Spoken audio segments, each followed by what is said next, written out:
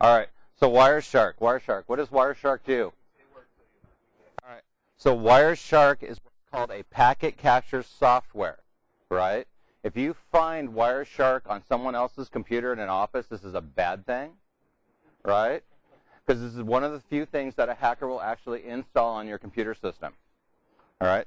So Wireshark is a packet capture software. You will see things as it goes across the network, right?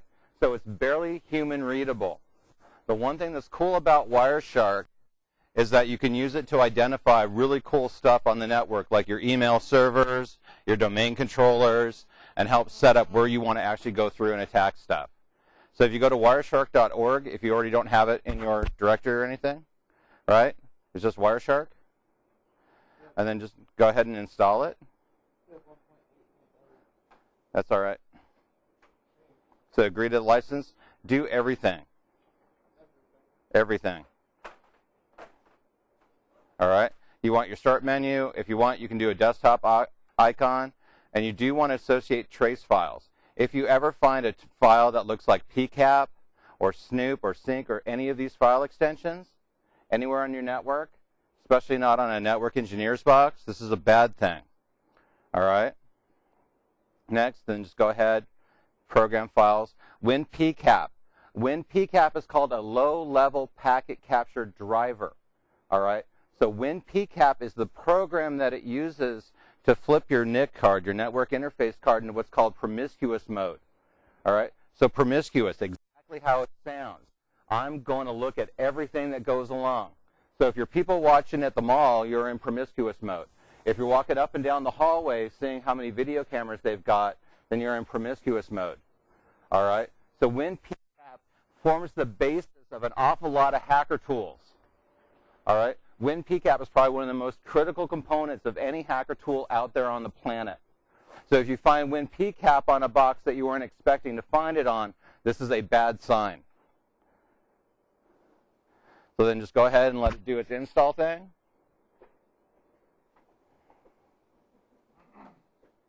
And then it should pop up with a WinPCAP install screen here in a minute.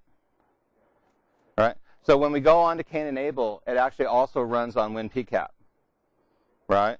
So sometimes these software programs will want to overwrite each other's WinPCAP file, and that's okay.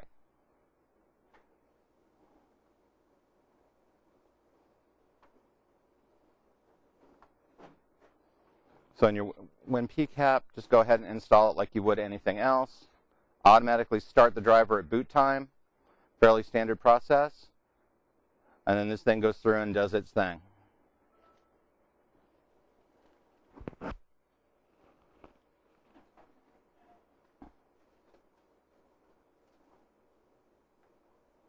And then finish. You want to manually reboot later. It may want to reboot now. It may not work without the reboot, depending on what operating system you've got. But it may load. So file. You can open recent. You can import data from a previous capture, right? You can go list the available capture interface drivers. The thing that you can tell to see if it's actually capturing something is if you see the word packets and actually see stuff. If you go to details, it will tell you all about that particular interface that you've got working, all right? If you have this on a box that has both a wired and a wireless network, like a laptop, you can usually choose between the two. So if you're sitting there in Starbucks or McDonald's or someplace else that's got a wireless network, you can actually flip this over to monitor the wireless network, all right? So don't recommend you try this at home, but just so you guys know that if you're sitting in a Starbucks or an open Wi-Fi connection, anyone can be sitting on that Wi-Fi connection with a copy of Wireshark and watching what you're doing, right? And just record it. It will tell you all the statistics, transmit errors, transmit OKs, what it's capturing, what kind of framing it's using, right? So it's standard 802.3, so it's just really generic vanilla. And then it will task offload.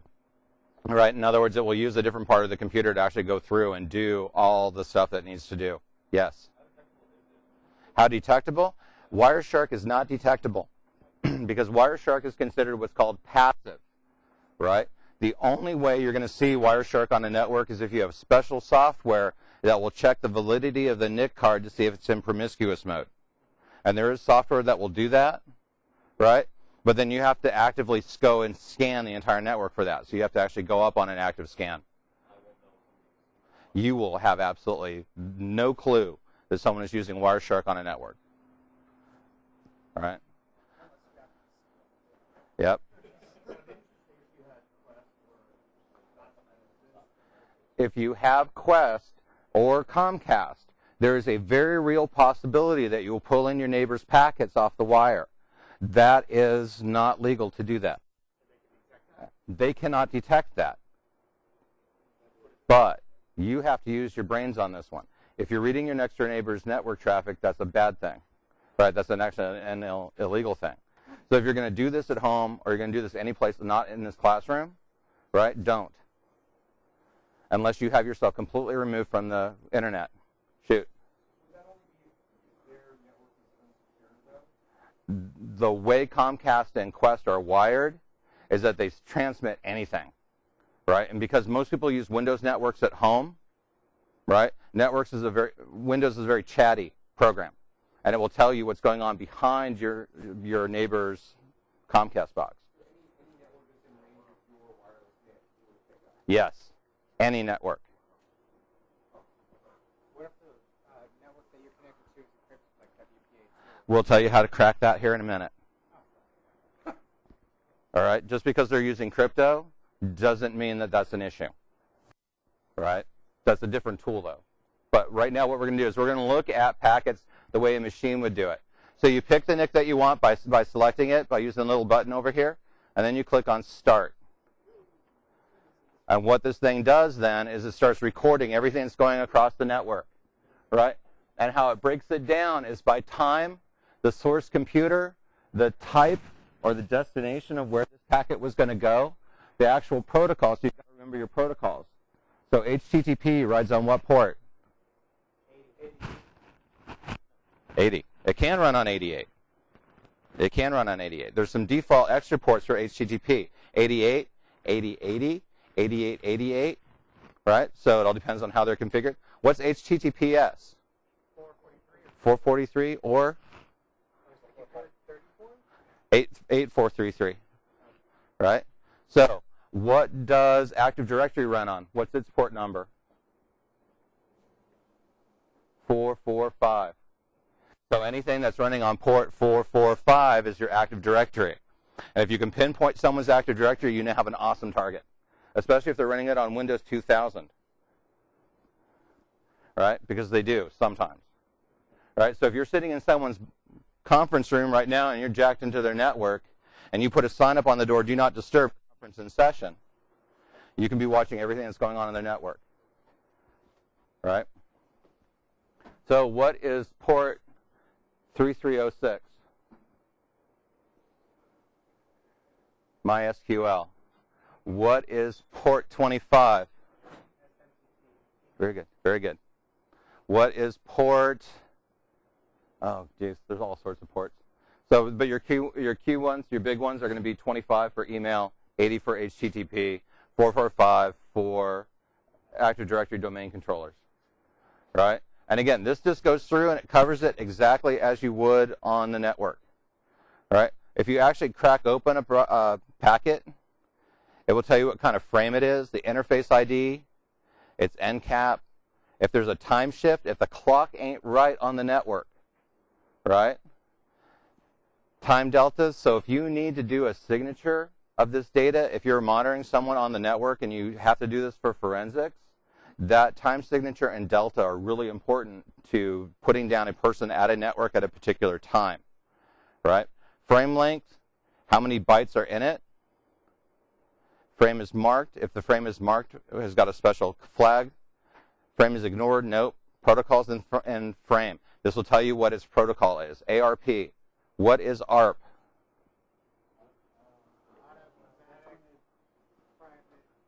ARP. Automated Routing Protocol. Where does Automated Routing Protocol live on the network? What's its function? Tells MAC addresses, but it does what with that MAC address?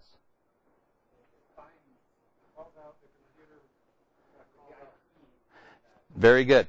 So your ARP makes a table in your router that defines a particular MAC address to a particular IP address on that LAN segment only. So that router, the beige box, has got a routing table in it now that's got all your MAC addresses and all your IP addresses, right? I'm going to teach you later on how to fake that out so that you can actually fake being the router by taking over the router's MAC address and having everyone's traffic go through your computer first, right? So your ARP table is super important to keep secure because people can fake it and say, I'm the router on the network and route everything on that network through your computer.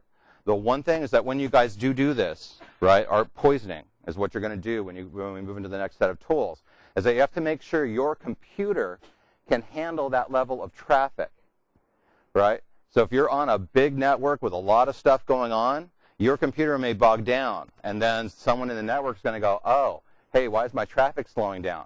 And then they're going to pinpoint it to your fake MAC address. And then if you're in a conference room, do not disturb conference in progress. About 15, 20, 30 minutes later, a network engineer is going to come knocking on the door saying, there's a problem in here. And by then you need to be long gone, right?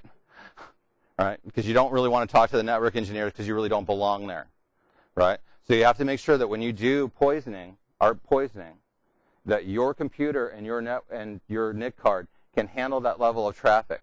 It's usually better to do ARP poisoning on a small segment like this room, and even then you're going to see traffic bogged down real hard. All right? So what is, let me go ahead and stop this. You can sort by protocol. So if you click on the protocol button here, you can actually sort out by who does what where. All right. So UDP, what is UDP? How does it work?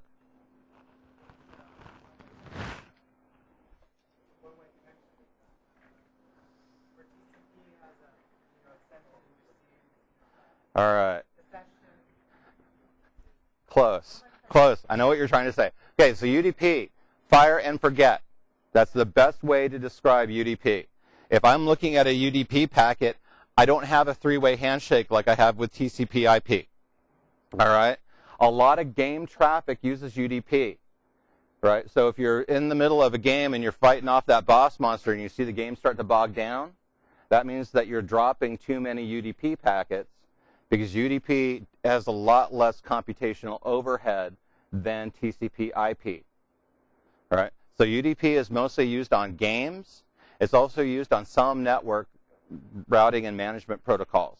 So if you see a lot of UDP, right, that's one thing. So 10.29.10.127 is sending out a global broadcast, 255 by 4 on UDP with a length of 60, right, that basically has a bunch of GORC in it.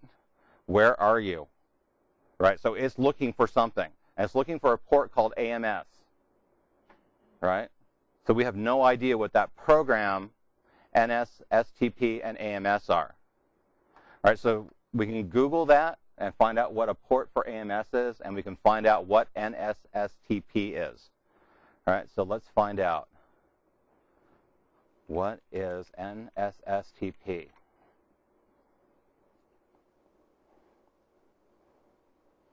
So software port is a virtual data connection that can be used by programs to exchange data directly. All right, so again, even I don't know what everything is.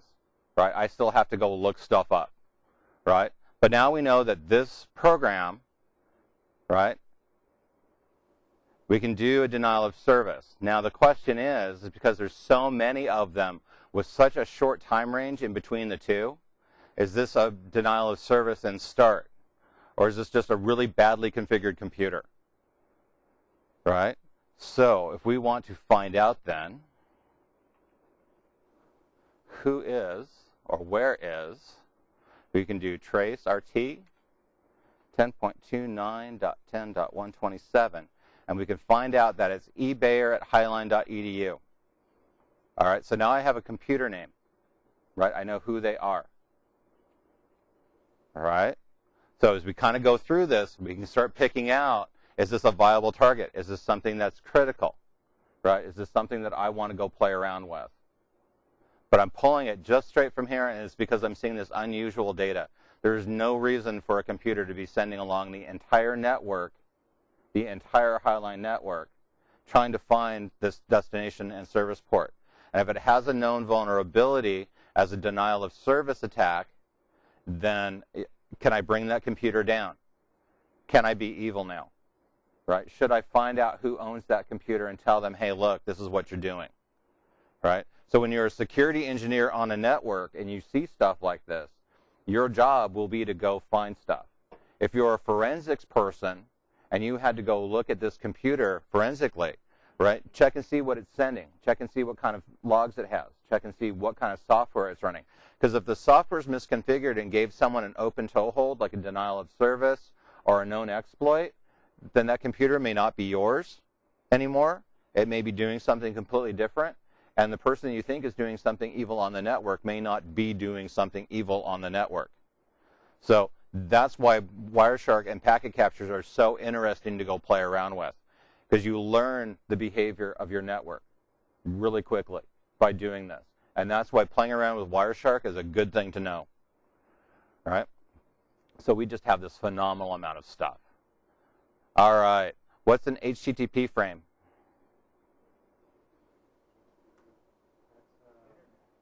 Internet. All right. So 206.40.36.254 is an outside IP address. So let's go. Who is 206.40.36.254?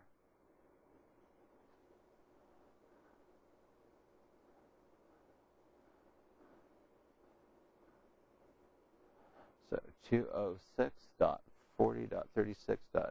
You know, I'm going to lay odds that's a router here within Highline. Nope, the Internet Main Street. It is not listed in any of the spam. It's not listed in a block list. Right? So that's actually a clean IP address. The not listed at level 2. So level 2 is a computer system. It's a network system. So it belongs to Internet Main Street. They're in Los Altos, California. Right? It's owned by Kent Mark at mainstreet.net. So who's mainstreet.net, and why would one of our computers be talking to them? So we go mainstreet.net, providing fast, stable Internet connections to the San Francisco Bay Area. Okay? So who is 10.29.99.138? So who's our destination? So we want to type in trace RT to 10.29.99.138. And that is somebody's personal computer. It's a Dell computer, right? So who is this person? What are they doing? Why are they talking to an internet service provider down in San Francisco? Are they doing their job? Are they trying to find a new VPN service? Are they playing around with their own web servers and web services? So what are they doing? Why are they doing it? Are they actually working for the money that they're earning here at the school right now? And that's a really valid question, right? Because we don't know what they're doing. All right, we know it's someone named Nitrogen, right? Whatever protocol that is on the info. So someone do a Google search and tell me what Nitrogen is.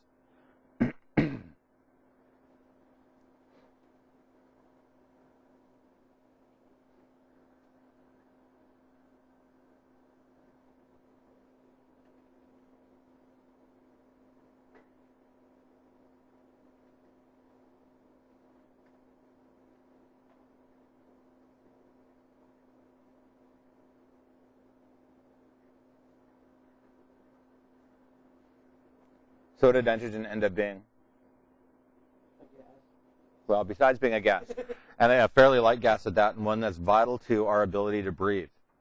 Actually, it's nitrogen that kicks off the reflex in your body to breathe in and breathe out, believe it or not. All right. So the other thing that's kind of grabbing my attention about this packet is that beyond the usual acknowledgement, I have a push, right? That means I need to get this data to you, right? So I'm pushing data to you across the network. So why are they pushing something to 10.29.99 to 1030.100.21. Why are they pushing data to it? All right, so that's kind of going to be another thing that's going to grab my attention, is if the sequence flags are not right, if they're not a standard user sequence flag, because push is a relatively rare occurrence on a network, then I would have questions about what this guy is doing out here at 99.138. That's a computer I'd probably want to go visit. All right? It's a web dev? All right, so it's a development framework. Okay, so if it's a development framework, then the push would make sense, right? Because I'm going to push data to my server so I can update a particular file or configuration file or drop a picture or something else. So then that push becomes more normal to me, right? Why are we using that particular protocol? Yep. Yep. So he's just busy down there all sorts of places. And then someone did a quick Windows update, right? So their update is running in the background at the same time, which is a good thing. That's the fine stuff we're doing on here. Yep. Yep. So a duplicate, so that means that this packet was a duplicate of a previous packet. All right, and it will drop it. TCP IP will drop duplicates.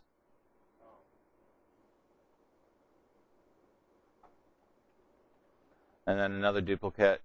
So again, these are things that are going to grab your attention as you kind of go through this.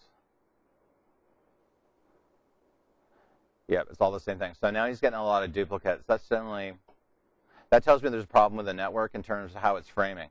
There shouldn't be this many duplicates, honestly. There really shouldn't be.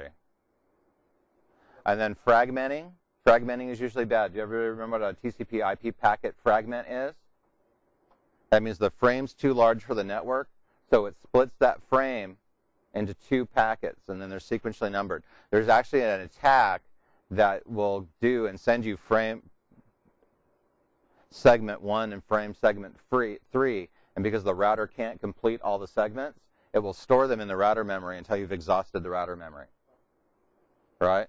So if we get a lot of segments like this, right, then someone may be trying to starve our routers or our switches of memory, which will then cause the thing to crash. And that's still a valid attack. My favorite packet of all. How many people will do BitTorrent or peer-to-peer on the Comcast network? All right? If you're doing it on the Comcast network, you will see come from Comcast Central Control something called a reset packet. This RST packet is reset. All right? That means I want you to kill that port, stop talking to me.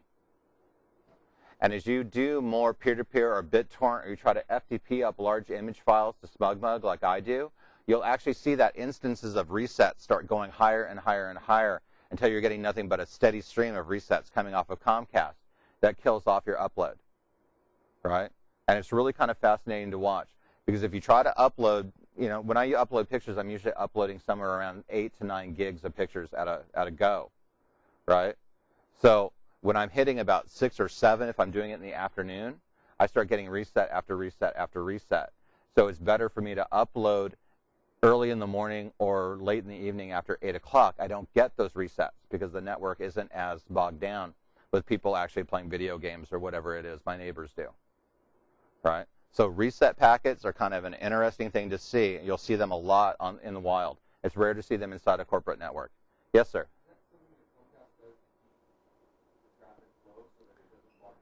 That's how Comcast basically shapes the bandwidth, right? Yep, and that's basically how they shape it. The other thing that's interesting, too, is that what does that tell you if Comcast is monitoring what I'm uploading to the point where they know they need to shape my bandwidth by sending me reset packets from one central location? Right. They can do a whole lot more than you think, right? And remember, ISPs, as of July 1st, have to keep a record of everywhere you go and every place you do and everything you see on the Internet for, I think it's like 9 months now. Right? So it makes it a lot easier for the police to come back and subpoena your information. Right? So if you were a hacker on the Comcast network, what would be your target of choice? I would go for that central location server that keeps on sending me reset packets because you're starting to annoy me. Right? and I don't want to be recorded. I don't want you to know where I'm going. If you use HTTPS or you use another encrypted protocol, the only thing that Comcast is going to see is beginning point and end point, not the actual data. Because by law, they're not allowed to decrypt what you're doing, right? If there's a Comcast engineer decrypting your traffic to Gmail, then that's a bad thing, and you can actually sue Comcast for a lot of money, right? So I would always recommend that in all cases, that as much as you can, use HTTPS on a United States network right now, right? But you'll see your resets go up because all they've got is the beginning and ending addresses, but they can't actually read the data in your packet. If you're in public at a conference, always use HTTPS. Just always do it because there's going to be some idiot in the back of the room giggling and playing with Wireshark. Guaranteed. So reset packets are a big clue that something's going on with that connection. All right? Nothing. It sees the end point and the beginning point. It does not actually break into the actual packet, so it can't read the data in the packet. Until we put in the cracked crypto modules. But off the shelf, all it will do is see beginning and end point. Yes, sir? There are specific cryptographic modules that will bust out crypto. As a private citizen, I wouldn't do it on your home network. If you're on a company or a corporate network, as long as it's covered by policy, you're okay. If you're at Comcast or AT&T or Quest or any other place, there has to be a warrant or a subpoena. It has to be legal. Cracking crypto is really just filled with all sorts of dangers if you're not used to it. All right. Ooh, Tina Ostrander. She's doing stuff. All right. So the cool part is that we kind of play around with things. So if Tina is actually out here on 166, right? So her computer's up and doing, what is NBNS?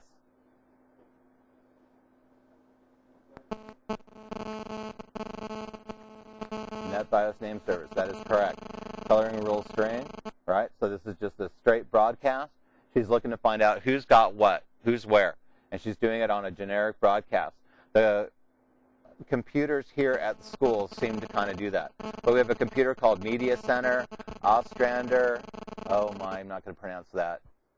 Pharos kiosk. So the Pharos kiosk, is, we could go tap that now that we know where it belongs. Right? It belongs at 10.29.98.237. Right? So again, we can identify really cool stuff on the network by doing this. Right? So Netbios name service, that's really, really good if you want to just go ahead and build out a quick network, if you want to find out who's got what where.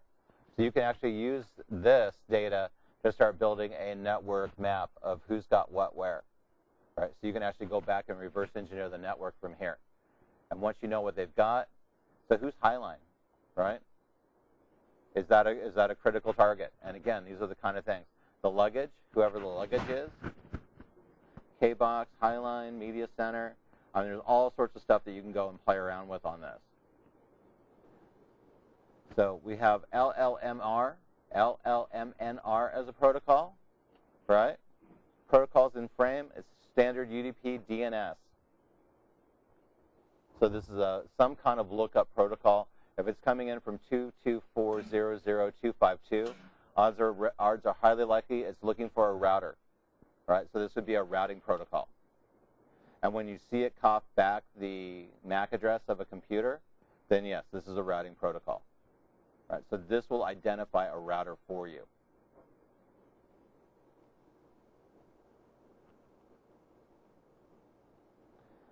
Slow protocols, if someone's actually running a slow link aggregation control, protocol version 1, right? So this is going to tell me that this is some kind of routing protocol that I can go play around with. It's coming from an Interasys computer with that MAC address, and it's basically set for slow protocols. It's basically, this is probably going to be something that you can use for dial-in or slow VPN or something else, right? So this would actually be an interesting thing to take over. Someone's got a Cabletron out there, right? that's just doing standard MAC addressing. So if IDX, someone's got a Cabletron PC. That's really interesting.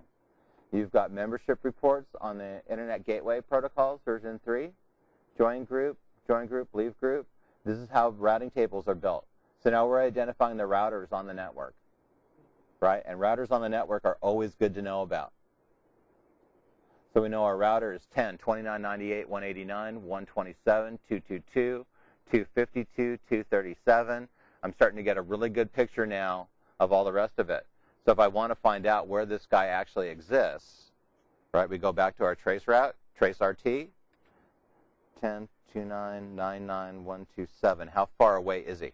So he's one hop away from this room.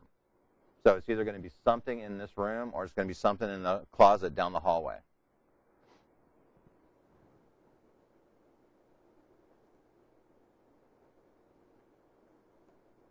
You're going to find a lot of routing protocols on a system. All right, so non-HTTP traffic. Now we start seeing a really interesting picture for 10, 29, 99, 138. All right, non-HTTP traffic running over HTTP. So what's he doing over there? So what you can do is you can actually go back through and try to see what's inside the packet. This lower window is what's inside the packet. And it's not looking like we're going to be able to read it, which is normal, because packets are usually not human readable. But there's definitely something going on here with that computer. So if he's updating his personal website or he's updating a company website down there at MediaNet, right? This guy's got my attention now. So what are they doing? And how much, and now can I blackmail them? Right? Again, remember, the core instance of being a security engineer is think evil, act good. So I want to actually go meet this person now. Yes?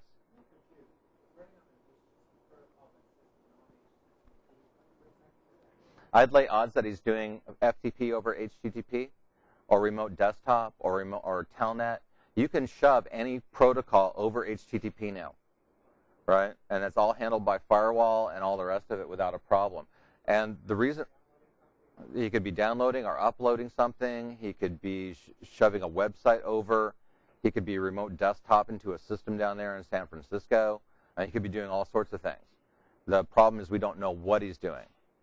But it is very normal and standard for people to route protocols that are blocked by a firewall, right, and shove them over HTTP because no one shuts down port 80.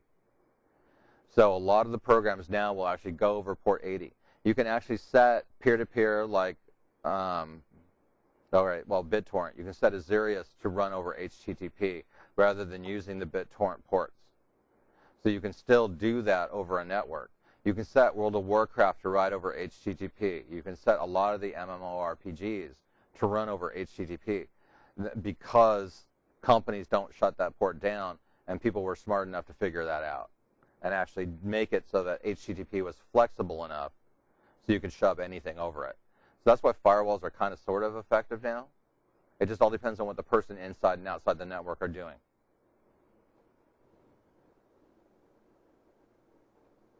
All right, this is just going to be routing data for DHCP version 6, all right, which we don't use here, which is kind of interesting because we could save ourselves some bandwidth if we just went ahead and configured this particular box not to do DHCP version 6.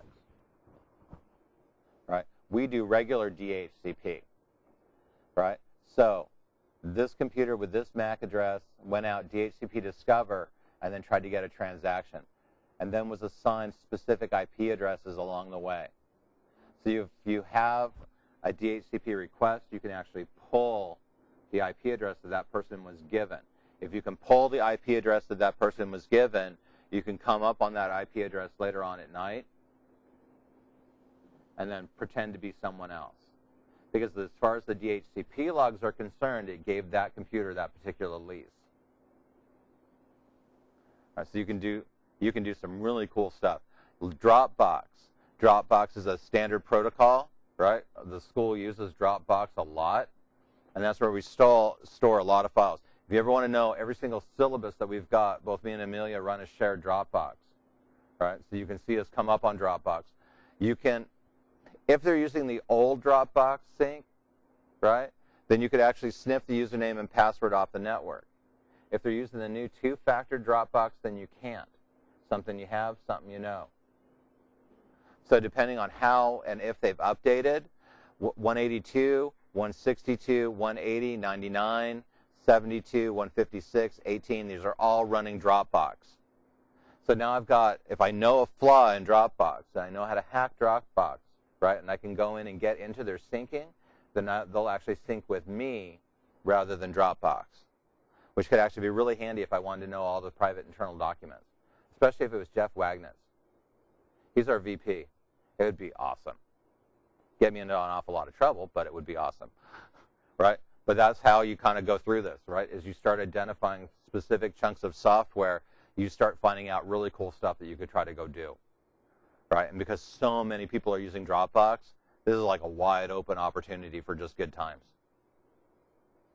right? ARP, so tell me who's got what. Standard broadcasting, standard building that routing table in the router. Lots of ARP, way too much ARP. So kind of make this interesting on what we've got. Okay, if you want to save it off, File, Save As, and do Highline 10/3/2012. All right, save it by what you've got. Usually what you'll see security engineers do is show what the map point was. So if you were in a particular room or in a particular location, right, you want to mark your PCAP file, your sniffer file, with where you were at the time. So the place you were, the date, and then the room that you were in when you were running this packet capture. This is a really standard convention, all right? It makes it so much easier if you're going to do forensics. It makes it so much easier if you're going to be a security engineer to know where you were, when you did the packet capture. Otherwise, you just get a whole bunch of stuff and you don't know what's what. So kind of makes sense?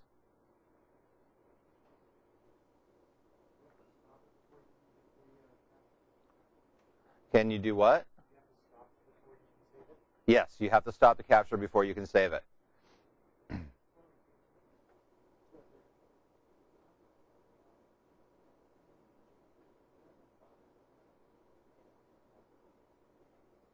Now, there's some other cool stuff you can do on this. You can set it to capture all the interfaces, wired and wireless, right? You can actually drop it to a particular file. You can specify what format to use. You can do automatic scrolling and live capture if you actually are going to sit there and watch it. You can also enable network name resolution if you want to know the names of the computers you're going after rather than the IP address. For me, I always prefer the IP address because it makes it a whole lot easier. That's a secondary step I don't have to go through. I don't really care what the name is. I care what your IP address is because that's how I'm going to route data through if I'm doing something evil, right? Transport name resolution, that's how it's transported, whether it's TLS, whether it's straight TCP IP, or VPN or other stuff. You can also set it to stop capture after a certain amount of time. This is handy if you just want to just do an unattended install and have it drop onto a particular shared location, or have it run a script after install.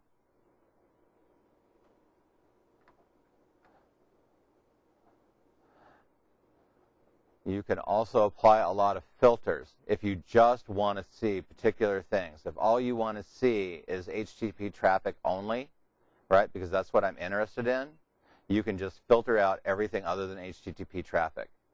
So the little filters, the little cone up here, edit, apply display filter.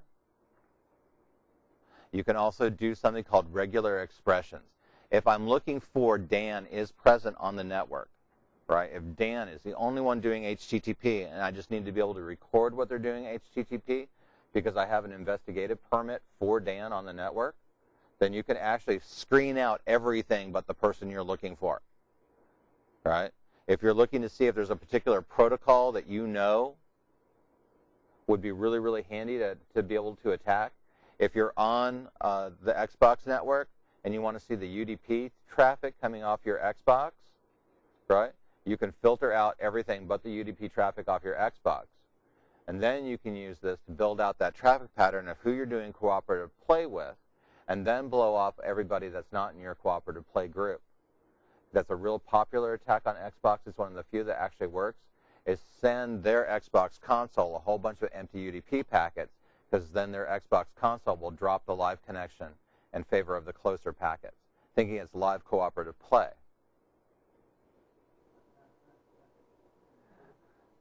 Cheating sometimes works. Not that I'm telling you to do this. But again, so there's all sorts of different things that you can do with it, right? So filtering and expression filtering makes life a whole lot easier if you don't want to see all the garbage that's going on around you, especially if you know what you're going after, right? Or you have a particular target. So for forensics, always filter based on the target that you have the warrant or the search subpoena for, right? And that will just make your life a whole lot easier. That way you don't have to go through and clean up everybody else's stuff. You just record exactly what you need to record from the person that you need to track. So this just makes it a whole lot easier in terms of actually being able to do the forensic side of it. If you're debugging a server as a system administrator, this just makes your life tons easier, right? Is being able to filter out by specific groups, specific protocols, specific systems. So it kind of makes sense?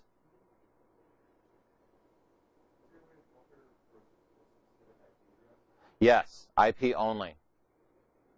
Filter string, if it's what? Who's this guy that's got my attention?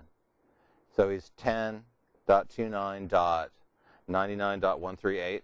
If this is all I want, if that's the only person I want, filter by IP address only. And then put in the IP address that you want to filter by. And then that will kill. Oh, isn't a valid display name. Is not a field or protocol name. I screwed that one up. So I have to build an expression where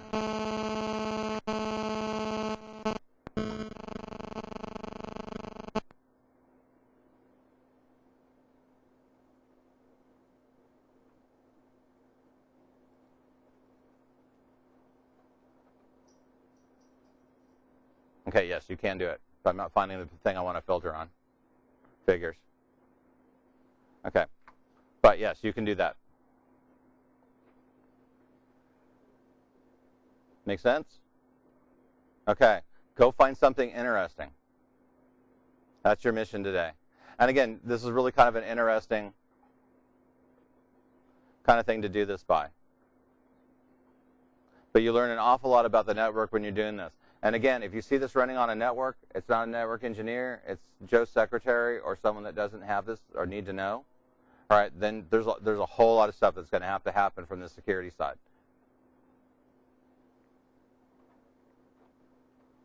Is everybody good with this? Any questions? We'll ask if you got them. Okay. Go find something cool.